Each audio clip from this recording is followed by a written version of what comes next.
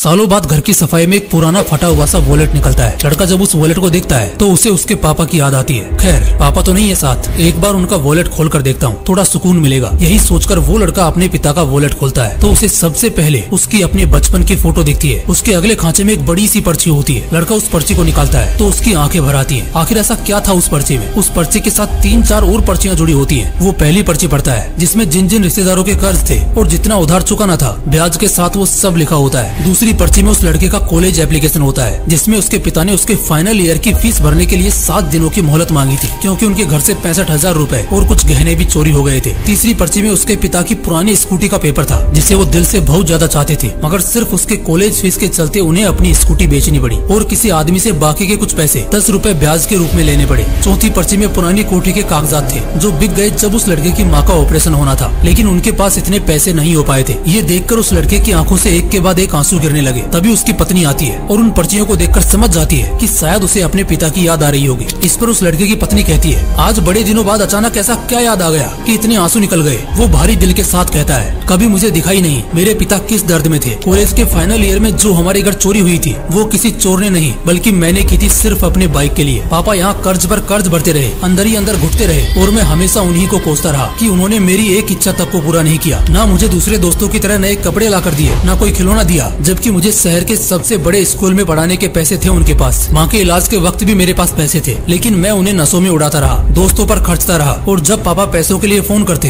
तो मैं उन्हीं पर भड़क जाता। तब आखिर में जाकर उन्हें अपनी पुश्तैनी कोठी बेचनी पड़ी। इतना बोलते बोलते वो लड़का फूट फूट कर रोने लगा। तभी उस लड़के का बेटा पापा पापा बोलते हुए उसके पास आता है। वो पूछता है, पापा आप रो क्यों रहे हैं? वो एक 7 साल का बच्चा था, उसे क्या ही समझ होगी इन सब की। उसकी नजर उन पर्चों पर पड़ती है, वो 5वां पर्चा जिसे वो लड़का शायद पढ़ना भूल गया था। उसका बेटा उस पर्चे को देखता है और पढ़ना शुरू कर देता है। अरे जानकी, तुम चिंता क्यों करती हो? हमारा बेटा है ना, वो सारे कर्ज चुका देगा। ये दुनिया कहीं काम नहीं आती, आखिर में अपनी औलाद ही तो अपना सहारा बनती है ना। आज उसके लिए कमा लेने दो, कल वो हमें तकलीफ नहीं होने देगा, तुम देख लेना। वो थोड़ा जिद्दी है लेकिन रिश्तों की पूरी कद्र है उसे। मैं चाहता हूँ वो अच्छे से अच्छे माहौल में पढ़े लिखे और आगे बढ़े। जब तक मैं जिंदा हूँ उस पर चिंता की एक झलक भी नहीं आने दे सकता। फिक्र मत करो, तुम्हारे भाई से जो पैसे लिए हैं वो जल्दी लौटा दूंगा, लेकिन अभी इसके हॉस्टल की फीस भर देता हूँ। पिछला महीना खाली चला गया, वरना ये नौबत नहीं आती। अच्छा तुम ये चिट्ठी संभाल कर रखना, अब तो मैं तुम्हारे भाई के पैसे लौटाने के बाद ही ये चिट्ठी तुमसे वापस लूंगा। अपना और हमारे बेटे का ख्याल रखना। वो लड़का ये सब सुनकर फूट फूट कर रोने लगता है और बोलता है, यार सच में पापा को कितनी उम्मीदें थी मुझसे और मैंने क्या किया। दोस्तों आप सोच रहे होंगे उस लड़के को अचानक आज कैसे अपनी गलती का एहसास हो गया। मैं बताता हूँ, क्योंकि वो लड़का अब खुद एक बाप बन चुका है। लम्हा कितनी जल्दी गुजर जाता है ना, ऐसा लगता है जैसे कल ही की बात है। एक नन्हा मुन्ना सा हाथ भर का लड़का अपने पापा की गोद में दुनिया का सबसे पहला लम्हा जी रहा होता है। कितनी ख्वाहिशें, कितनी तमन्नाएं होती होंगी उस बाप की आंखों में जब वो अपने उस छोटे से बेटे को अपनी गोद में पुचकार रहा होता है। उस नन्ही सी जान से उस बाप ने कुछ ही पलों में ना जाने क्या क्या उम्मीदें लगा ली होंगी। हाँ भाई निकम्मो, तुम ही से बात कर रहा हूँ। बहुत हो गया प्यार दुलार, अब उतारता हूँ तुम सब का बुखार। क्या चल रहा है जरा बताना?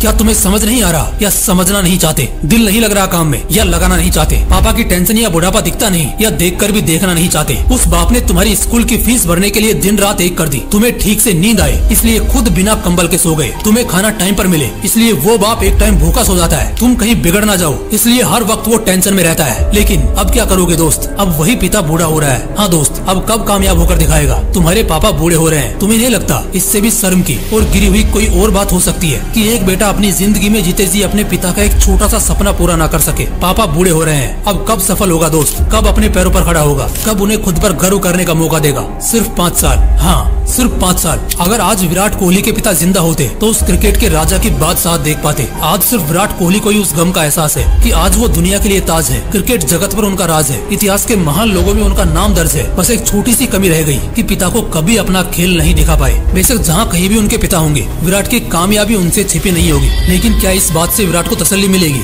शायद कभी नहीं। ऐसा बहुत कम लोगों के किस्सों में होता है। शाहरुख खान को देख लो, आज भी उस बंदे को बस इसी बात का अफसोस रह गया कि जीते जी अपने माँ बाप के सामने वो अपनी शोहरत ना हासिल कर पाए। खुद उन्होंने कहा है कि बहुत किस्मत वाले होते हैं वो लोग जिनकी कामयाबी में उनके माँ बाप साथ होते हैं। ऐसे गिन गिन के नाम लेने जाऊंगा ना तो लिस्ट इतनी लंबी हो जाएगी कि मुझे इस वीडियो के 10 पार्ट बनाने पड़ेंगे। लेकिन सवाल वो किससे गिनाने का नहीं बल्कि तुम्हें समझाने का है, हम सबको समझने का है कि हम क्या इतने बुज़दिल निकले कि हमारे पिता बूढ़े हो रहे हैं और हम उनका सहारा भी ना बन पाए। विराट कोहली और शाहरुख खान की तो किस्मत में वो लम्हा नहीं था क्योंकि उनके पिता उम्र से पहले स्वर्ग सिधार गए। इसमें उनका कोई कसूर नहीं, क्योंकि हालात चाहे कितने भी बुरे रहे हों उन्होंने कामयाब होकर दिखाया जरूर, किस्मत ने उनके साथ धोखा किया, इसमें उनका क्या कसूर था। लेकिन मैं पूछता हूँ तुमसे, तुम्हारे जिंदगी में भी क्या किस्मत का कसूर है? नहीं रे, बिल्कुल भी नहीं। कसूर है तो तुम्हारा, तुम्हारे आलसपन का, तुम्हारी छोटी सोच का, छोटे दिमाग का, तुम्हारे नाकारेपन का, तुम्हारे बहानों का, तुम्हारे कच्चे इरादों का, तुम्हारी झूठ की सीढ़ियों का, तुम्हारे पैरों में लगे नशे की बेड़ियों का। एक लड़का दिन रात आवारागर्दी करता है, मगर फिर भी उसका पिता